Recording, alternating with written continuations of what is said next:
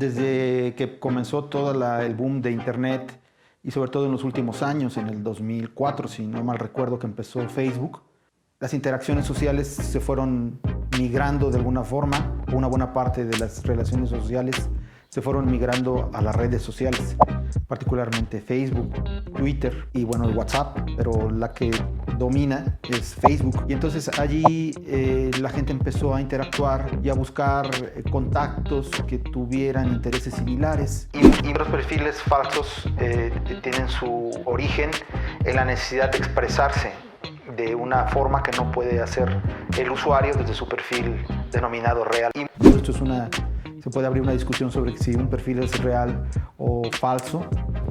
Yo diría que es un continuo, porque muchos elementos de deseabilidad social que transmite un perfil real pues pertenecen, podríamos llegar a esa conclusión, a la imaginación del que tiene el perfil. De todas maneras, es un espacio que le brinda a una persona seguridad, sobre todo cuando tiene un perfil falso, para poderse expresar de una forma que no lo puede hacer en un perfil real, supuestamente real, y que también salvaguarda información personal al utilizar ese perfil. Ese es uno de los beneficios de tener un perfil falso. A veces es difícil identificar perfiles falsos en las redes sociales, porque algunos están más desarrollados y pueden poner fotografías, información completa del perfil que simulan un perfil real. Es difícil a veces poderlos identificar, pero hay otros que dan evidencia, ya sea por el nombre del nickname o fotografías de caricaturas, dan elementos y pistas de que esos perfiles pues evidentemente son falsos. Hay que tener en cuenta esto que se pregunta, porque no son fácilmente identificables algunos de ellos. Los perfiles falsos son utilizados principalmente para poder ampliar las posibilidades que tiene un usuario de poderse expresar con fines de comunicación principalmente, para poder lanzar consignas políticas, para poder expresar sus requerimientos culturales, como lo comenté hace un rato, o políticos o sexuales. Creo que podríamos entender que esos perfiles falsos, excluyendo, digamos, los perfiles falsos que sí existen, que son para robar información, pues tienen este interés de comunicación por un lado, y lo que encontramos en la investigación es que otros perfiles falsos sí comentan que tienen un perfil falso con un correo falso que les permite no recibir spam, que les permite no ser identificados con sus datos originales o reales, y más bien ese perfil cumple con una función de salvaguarda de datos personales.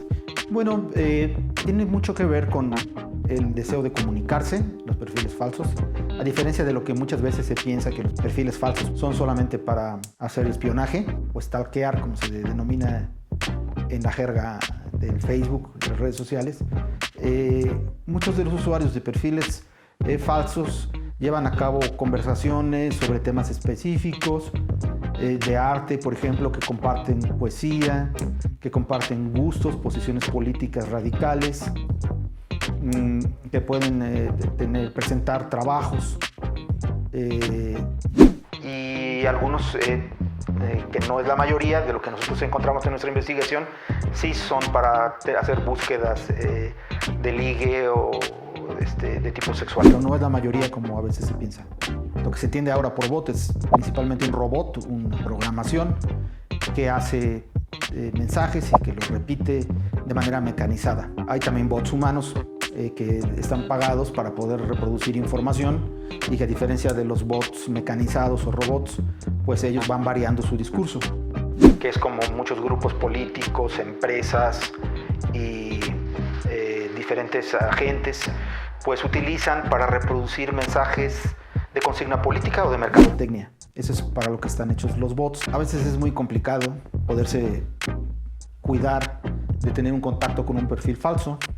Sin embargo, hay comunidades que saben, los que están participando, que son perfiles falsos los que están allí, y que tampoco les representa un problema a los usuarios de cierto perfil, de cierta red social, porque ahí lo que ocurre es que lo importante es lo que se está compartiendo. Entonces ya no te importa si es Juan Martínez o o el Don Quijote de la Mancha 2, o lo que importa es el contenido. Entonces muchas de las redes de perfiles falsos, Twitter por ejemplo, donde hay muchísimos perfiles falsos, lo que importa es el mensaje y por lo tanto lo asumen como que alguien, sin importar si es un personaje real o inventado, se recuperan esos mensajes, porque en Twitter yo diría que más del 50%, probablemente el 70-80%, son perfiles falsos, sobre todo en cuestiones políticas.